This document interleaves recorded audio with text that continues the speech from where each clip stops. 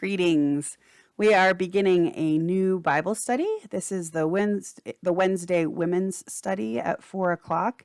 But if you would like to join us and you can't do Wednesday at 4 o'clock, or you don't want to be part of a women's Bible study, you are welcome to follow along on YouTube and Facebook.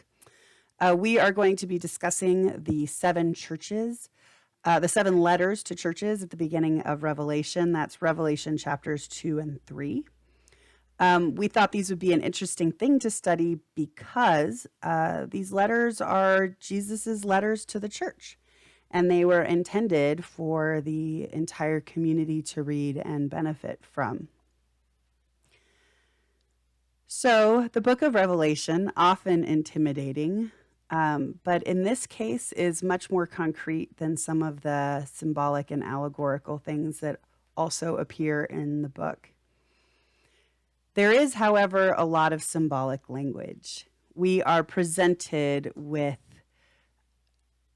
7 lampstands representing the 7 churches and 7 stars representing the angels of those churches. So the language still does require a little bit of decoding, but for the most part is straightforward. John was exiled to Patmos. Most scholars believe that this was written around 90 AD to the churches of Asia specifically. Obviously, these are beneficial for the entire community. But the churches of Asia in particular were close to Patmos and were close to where John was. John spent a significant amount of time in Ephesus, so the stories go. And so these would be letters that would be to the churches that are familiar to him. So our first church in Revelation 2 is Ephesus. And I just want to provide a little bit of background since some of the things in this letter are very much contextual, and it will benefit you to know a little bit about the context. Ephesus is a very wealthy city, maybe the predominant city of Asia. It is not the capital city, but it is a center for both land trade and sea trade. It has a port. It is the home of one of the 7 wonders of the ancient world, the Temple of Artemis. And it was also a free city. A free city would be a city that was recognized by the Roman Empire with the permission to govern itself. Now, with all of this trade and all of this wealth and this temple to Artemis, there was also a significant amount of pagan worship happening here, and also a fair amount of crime because of all of that money and immorality. There are many famous faces from the church in Ephesus. Paul spent 3 years, which is the longest time he spent with any church there. We're told about that in Acts. Timothy was its first bishop. Aquila and Priscilla were sent there. Apollos was there. And like I said, John of the sons of Zebedee spent time there as well. It is thought that he brought Mary, the mother of Jesus, with him when he moved there, and that she is actually buried in Ephesus. So after Paul spends his 3 years in Ephesus, he warns the church leaders that wolves are coming among the flock, both from in and without, and that they need to be on their guard for heresy. He is worried about them. He is worried about the false teachings that will be circulating among them, and so he warns them to be on their guard. In this letter, the church is commended for their toil, their endurance, and the way that they have tested heresies, false teachers. So this letter is coming after the trials that Paul was warning about, after people have come in trying to confuse and disrupt the flock by sharing teachings that were not apostolic in nature. And when I say apostolic, I mean the teachings of the apostles, but also the teachings of the Apostles' Creed. Anything that is confessed by the apostolic church to be true should be echoed by any teachers that are coming along if they are to be listened to. So we have a church that has survived these attacks. Their endurance, that would be an idea of turning suffering, allowing their suffering to be transformed into grace and glory. They have tested all the teachers that have come their way to find the right teaching. We are told specifically of the Nicolaitans. That is kind of a confusing thing because we're not told specifically about what they have done or what they taught. But it is thought that they were teaching that it would be okay to eat food sacrificed to idols and that immorality was okay. Basically, a loosening of these rules. They got their name possibly from a man named Nicholas.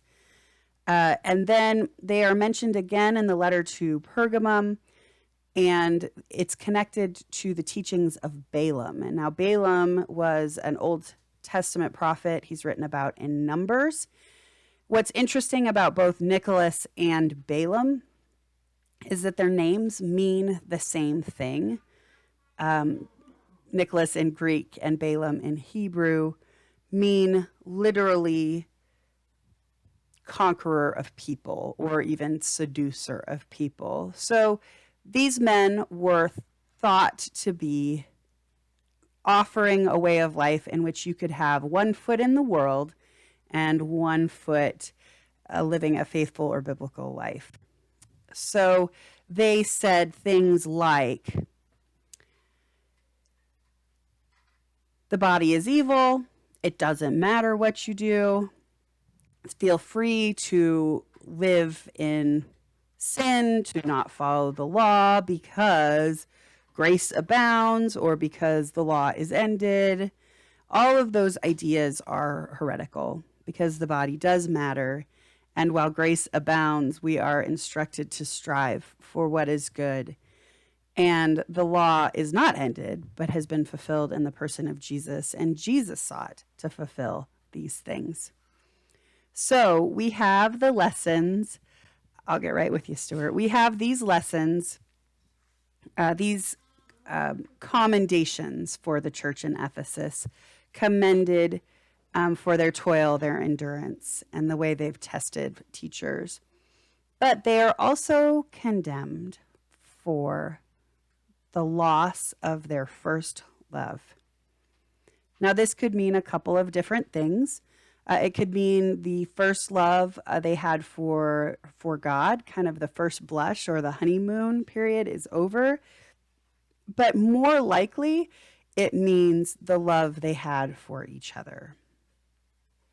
Now, the thought in most of the commentaries that I read is that the loss of love is talking about this need to constantly be on guard against heresy, to protect the church from false teaching, to focus only on what is true, has cost the community the ability to love and be gracious with one another. Instead, they are looking at each other with suspicion and wariness instead of the love that God has given them. And so they are told that this is important. They need to find a way to rediscover this love. And the love for the community is important, not only because we're commanded to do so, but because we all experience God's love for us through the love that God gives us for each other. And so basically, in this case, orthodoxy, or the right way of thinking or believing, has come at too high a cost because it has prompted this community to not love and encourage each other the way they were originally required, invited, and did do. So that's a little background on the church in Ephesus. Please read Revelation 2, 1 through 7. to read the whole letter of the church. And as you read it, I encourage you to think about something that stood out to you, to think about how this church might be similar or different from your church, and to focus on or ask God to show you what the Spirit has to teach you from this passage. If you would like to leave comments or questions, I would be happy to respond.